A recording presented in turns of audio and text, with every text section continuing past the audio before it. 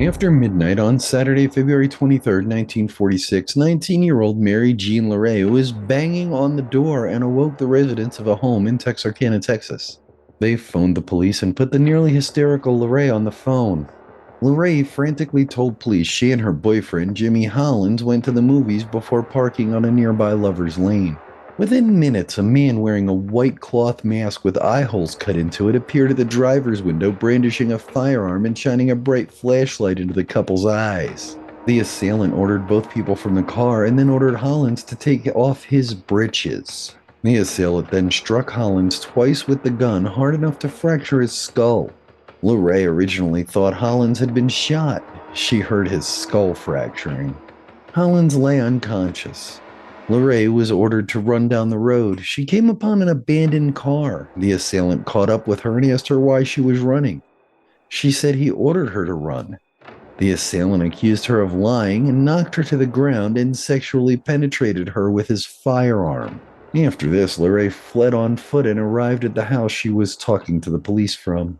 At some point, Hollins regained consciousness and alerted a passing motorist who phoned the police. Within half an hour, Sheriff W.H. or Bill Presley arrived with three other officers. The assailant already left the scene. Both victims were hospitalized. Leray was released the next day. Hollins took several days to recover enough to leave the hospital. Leray and Hollins provided descriptions of the assailant. Both agreed he was approximately 6 feet tall and in his late 20s or early 30s, but they disagreed about his race. Leray reported him as a light-complected black male, and Hollins reported him as a tanned white male.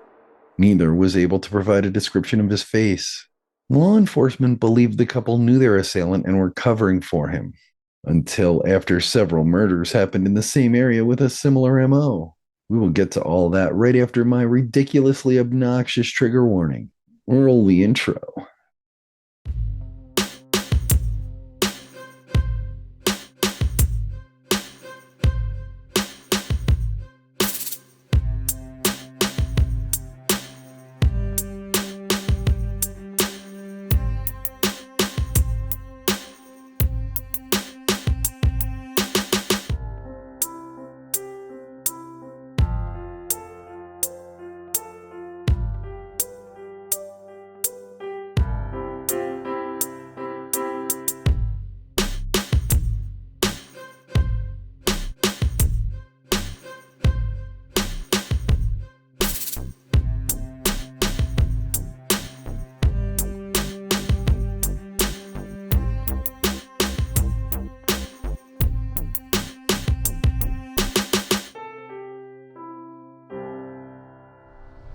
On March 24th, a motorist was out for a Sunday drive westbound on Highway 67. They noticed a car in distress about a football field from the highway. Upon investigating, they found 29-year-old Richard Griffin and 17-year-old Polly Ann Moore. Griffin was on his knees between the front seats, his hands folded on the seats, head on his hands, and pockets turned inside out. Griffin had 2 bullet hole wounds in the back of his head. Congealed blood covered the floor, running board, and ground. Moore was lying fully clothed, face down on the back seat. Bullet holes in the back of her head. It appeared she was shot on a blood-soaked blanket that lay outside the vehicle and then placed inside the car post-mortem. A .32 caliber shell casing, apparently ejected from a blanket-wrapped gun, was recovered. There is no evidence that a pathologist examined either body. Rumors circulate that Moore was sexually assaulted. They are false. After this, Leray returns to Texarkana, hoping to link these murders to the attack on her and Griffin and identify the killer. Police remain skeptical of she and Griffin's attack, still thinking they are covering for a known assailant. Local police, Texas and Arkansas State Police, the Texas Rangers, and the FBI launch a citywide investigation. They question about 200 people and chase down an equal number of false leads. Police place decoys on local lovers' lanes with police officers and civilian volunteers posing with both human and mannequin partners while police watch from nearby hiding places. None of these bear fruit. By the end of March, a $500 reward, $8,000 in 2024 money, is being offered, which generates about 100 more leads that go nowhere. The reward increased about 3 weeks later after 2 more murders. Saturday, April 13th, 15-year-old Betty Jo Booker was playing her saxophone at the VFW located at West 4th and Oak Street in Texarkana. Her performance finished around 1:30 Sunday morning, and she was picked up by her boyfriend, the 17-year-old Paul Martin. Around 6:30 a.m., Martin's body was found with bullet wounds to the back of the head, back of the ribs, the right hand, and the back of the neck on North Park Road. Around 11:30 a.m., a search party locates Booker's body almost 2 miles away behind a tree. She is fully clothed and lying on her back. Her hand had been placed in the pocket of her buttoned overcoat, indicating she was posed post-mortem. Bullet wounds in her chest and face. The murder weapon? A .32 caliber handgun. Martin's car was 1.5 miles from his body in the opposite direction as Booker's body outside Spring Lake Park with the keys in the ignition. Police were uncertain who was shot first, but they both put up a fight. A friend of Martin's, Tom Albatron, did not believe the two fought and did not know of Martin having any enemies.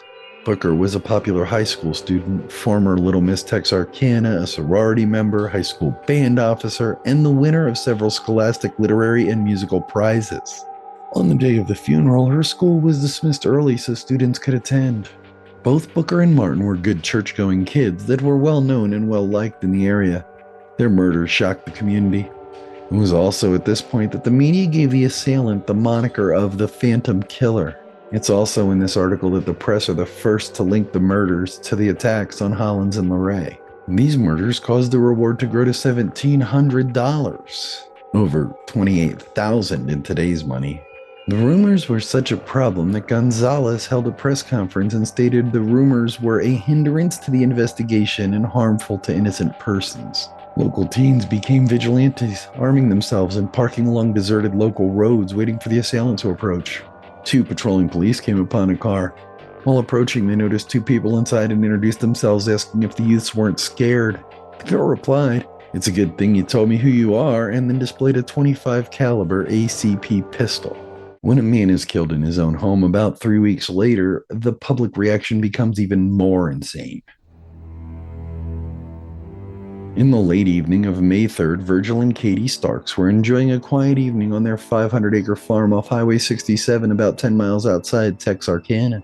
Virgil is sitting in his chair reading the paper when Katie hears the loud shattering of glass and runs into the room just in time to see Virgil stand up and slump back into his chair. She sees the broken window and the blood. Putting 2 and 2 together, she knows Virgil has been shot. She runs to the crank phone and calls the police. On the second ring, 2 shots ring out and both hit Katie in the face. Katie falls to the ground, gets back to her feet, and rushes to another room to retrieve a gun. Her own blood blinds her, making the task impossible to complete. Hearing the assailant in the back of the house, Katie runs to the front door and across the street to a relative's house, who is not home. She runs to another neighbor's house, shouts, "Virgil's dead," and collapses. The neighbor shoots a rifle in the air to summon another neighbor who retrieves their car. Several neighbors take Katie to the hospital. Katie was interviewed at the hospital and again several days later. In the latter interview, she dispelled a rumor that Virgil had heard a car outside the house several nights in a row and feared he would be murdered. Police set up blockades on Highway 67 East. Several motorists and men in the area are detained for questioning, but all are cleared of involvement. Within 2 days, 47 police officers are assigned to the task force to solve the murders. On May 9th, a mobile radio station, 20 Arkansas State Police, and 10 prowl cars with two-way radios are added to the investigation. On May 11th, a teletype machine was installed in the Bowie County Sheriff's Office. By May 13th, the reward had grown to $10,000, over $168,000 in today's money. On May 15th, the police finally connected the Hollins-Leray attack to the murders. After this murder, the public becomes hysterical. Police are inundated with reports of prowlers. Sheets are nailed over windows. Windows and unused doors are nailed shut. Other doors are kept locked at all times. Stores sell out of guns, ammunition, locks, window shades, and Venetian blinds. The nervous populace armed with guns makes Texarkana an increasingly dangerous place to live. Let's see who some of the suspects are. Henry Booker, or Duty Tennyson, a university freshman, unalived himself and left a note indicating that he was the killer. This was debunked by friends placing him elsewhere during some of the murders. Ralph Bauman, a former Army Air Force machine gunner, confessed to the crimes, claiming to have been in a fugue state at the time. His confession was in opposition to many facts of the case, and he was dismissed as mentally ill. Several others, a man attempting to sell a saxophone similar to Booker's, an escaped German POW, a hitchhiker, a wife-beater from Atoka County, Oklahoma, a Texarkana resident with a good reputation who was cheating on his wife, Earl McSpadden, who was found dead on the railroad tracks, all cleared of involvement. Finally, there was Joel Swinney. Swinney was a 29-year-old car thief and counterfeiter known to be active in the area during the murder spree. Officer Thackett was investigating car thefts when he arrested Sweeney in July after realizing that a car was stolen in the area of the Griffin Moore murders on the same night, and a previously stolen car was found abandoned in the area. Sweeney's wife Peggy was arrested when she came to retrieve the abandoned car. Peggy confessed with some detail to Sweeney being the phantom murderer. Minor details of her story changed across several interviews. Police believed she was withholding information out of fear of Swinney and/or to conceal her own involvement. Peggy refused to testify against Swinney and later recounted her entire confession. Police worked for 6 months to verify and validate Peggy's confession. While they had some success, prosecutors did not believe they could obtain a conviction without her testimony, which could not be compelled because of spousal privilege. Swinney was tried, convicted, and imprisoned as a habitual offender for car theft, which had him incarcerated for the rest of his life. The 2014 book that is linked in the description was written by a relative of one of the primary investigators, which unequivocally states that Swinney is the murderer and that this conviction was an unofficial plea bargain. Let's wrap this video up. Today we live in a world of pervasive video surveillance, ring cameras on people's front doors, motion-activated home and business surveillance cameras. We also live in a world of GPS tracking. If your cell phone isn't turned off in airplane mode or left home, it knows exactly where you are at all times. Almost every car sold in the last 10 years is equipped with GPS that can't be disabled even if you're not able to access it. DNA testing can be performed on a single drop of blood, which can conclusively link an assailant to almost any piece of evidence. It's easy to forget how simple it was to get away with murder just 80 years ago. Even today, with all this advanced technology helping police identify criminals, people still get away with murder. It's just a lot harder. So go ahead and lock your doors tonight. And now, I got a jam, so tag, you're it.